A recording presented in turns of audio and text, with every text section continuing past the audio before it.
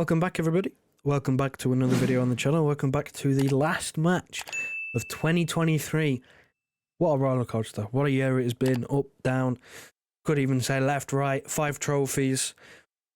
Incredible. Couldn't have asked for a better year from our football club. Genuinely unbelievable. But, alas, we have one more game to complete to cap the year off. It's a home game, of course. So let's try and end with a bang. Before I get into the game, of course, before I start previewing, the usuals, the standards. If you liked the video, that'd help us out massively, help people find the channel. And subscribe if you are new, trying to reach 7k as soon as possible. Now, let's move on to the game, shall we? Like I said, it's the last one of the year, last one of the calendar year. And I think, if I remember rightly, it caps the halfway point of the season. For most clubs, because we're getting behind. But it capped the halfway point of the season, and I mean, let's get the elephant out of the room, of course. Last night, West Ham beating Arsenal at the Emirates 2-0. We are so close to them. We are still within touching distance of Liverpool, which is quite simply incredible to have 2 wins from 7 games in the Premier League and still be within, just a few points with a game in hand is massive. Absolutely massive. So thanks, West Ham. Thanks for doing us a favour. We love West Ham. I love West Ham. But, I did not see that one coming. Didn't see that one coming at all. So, they've done us a solid, but now we have to focus on ourselves. We have to capitalise. There's no point celebrating Arsenal losing 2-0 and dropping points if we don't take care of our business, if we don't get the result that we need, which is a win. We're winning against Sheffield United. Now, no easy task. Maybe you think different, but I don't. Given our recent history against Sheffield United, all of our games against them have been close. They've all run down to, 1-2 goal wins. If you cast your minds back a few months to the game in Sheffield, against Sheffield United, 2-1, we make a mistake, they equalise, Rodri bails us out, in the last stages of the game, and we hold on. It wasn't pretty, but we got the job done then, and that's kind of been the theme when we play Sheffield United over the last couple of years, when they've been in the Premier League, has been the games are close. They set up, they have a game plan, they're compact, they limit us, and they just take whatever they get on the other end. So I'm expecting no different.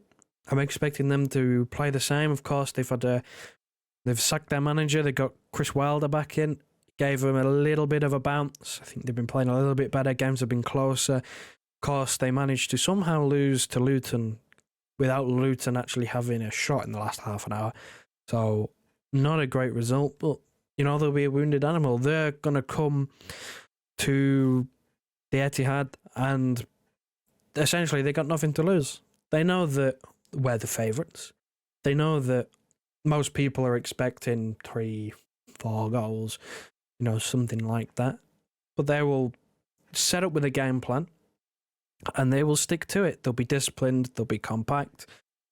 And of course, the timing of the first goal in this game will be crucial because once you go 1-0 up, the floodgates in these sort of games tend to open pretty quickly, considering they'd have to come out and attack us more. So, interesting game. In terms of team news, again, like I always say, I do these before the press conference most of the times, unless we play on a Sunday, and then I usually get a little bit, but same team news I'm expecting this time around. Haaland not to feature. Doku as well, they're just not being risked, which is sensible. We all, respect to Sheffield United, no disrespect at all, but you don't need Haaland and Doku to beat Sheffield United. You got Alvarez, who scored in the last game. You got Grealish in there, who's playing really well at the moment. You don't need Haaland and Doku to beat Sheffield United. They're at the bottom for a reason. And, you don't need these superstar players. Same thing with Kevin De Bruyne. It would be nice to see him make the bench. Of course, he didn't make the bench against Everton because Pep Guardiola said that he's just fatigued. He's been training a lot recently. And again, they don't want to take risks with him. They don't want to end up bringing him back too early again and then having him injured again. So him on the bench would be nice. Even if he is on the bench, I still expect no minutes from him at all. Hopefully we'll see him against Huddersfield because it'd be quite nice to see him back in action, and it's a good game to give him sort of maybe half an hour, 20 minutes at the end. Just some minutes in the legs, but that's thinking too far ahead. Now, I'll pop a predicted 11 up on screen now. This is what I've gone with. I think it is self-explanatory given injuries and who we have available. Maybe one or two changes. You let me know in the comments who you'd rather see. Of course, this is a predicted 11. Not necessarily what I want to see, but to be honest, it's pretty close to what I want to see. It's playing well in Saudi Arabia, played well against Everton in the second half. First half we won't speak about, but in the second half it played really well. Unfortunate, I think, for Nunes if he does drop out for Kovacic, which I have predicted here. I'd quite like to see Nunes again because I keep saying this, I think we've got a player. I really do think we've got a player. So I'd love to see Nunes, but I'm expecting Kovacic to come in because he came on in the second half against Everton. Played pretty well.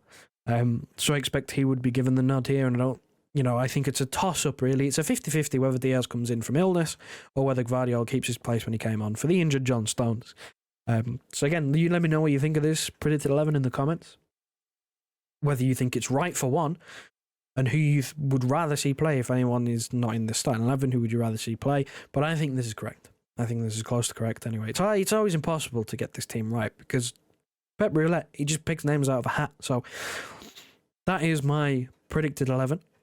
In terms of my score prediction, I'm going to go for a 2-0 City. I think now has to be the time where we keep a clean sheet. What's it been? 10 league games? Without a clean sheet? We're at home against bottom of the league. The last game of the calendar year. The calendar year where we won 5 trophies. You've got to send it off with a bang.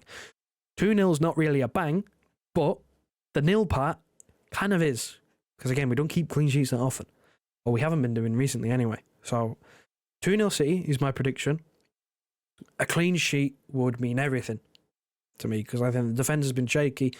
To keep a clean sheet, massive boost of confidence. We can really kick on then because I think if we play like we did in the second half against Everton, there'd be no problems. There'd be no reason why we couldn't hit Sheffield United for 3 or 4. But I'm going 2-0. You let me know what your score predictions are down in the comments. I like seeing what you guys think. But again, for me, main point is clean sheet. Law of averages suggests that you'd keep one eventually. We have to. We can't keep conceding goals. We need to be professional here. We need to, we put out a statement against Everton, tough place to go, got the win. Arsenal dropped points, put the league on notice. Put the league on notice again. Sheffield United, everyone's expecting us to hammer them. Go out there, be professional, 2-0. Easy pickings. If you enjoyed this video, please leave a like.